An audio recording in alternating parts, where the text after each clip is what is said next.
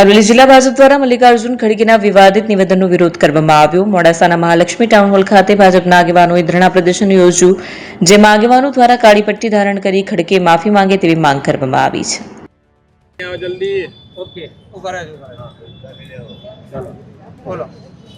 કોંગ્રેસના રાષ્ટ્રીય અધ્યક્ષ મલ્લિકાર્જુન ખડગે કેરળની એક સભામાં નિવેદન આપેલ છે કે ગુજરાતની પ્રજા અભણ છે અને એના વિરોધમાં ભારતીય જનતા પાર્ટી અરવલ્લી દ્વારા આજે એક ધરણાનો કાર્યક્રમ આપેલ છે અને એના માટે સમગ્ર જિલ્લામાંથી કાર્યકર્તાઓ ધરણા પર બેઠા છે।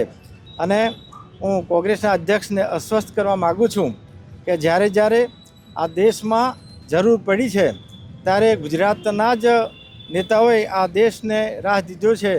દાખલા તરીકે આઝાદી હોય ત્યારે મહાત્મા ગાંધીજી, રજવાડા એકત્ર કરવાની વાત હોય ત્યારે સરદાર વલ્લભભાઈ પટેલ, અને આજે પણ અમારા નરેન્દ્ર મોદી અને અમિત શાહ જ્યારે દેશનું નેતૃત્વ કરી રહ્યા હોય ત્યારે ગુજરાતની પ્રજાને અભણ કહેવી એ કોંગ્રેસ માટે ભૂલ છે।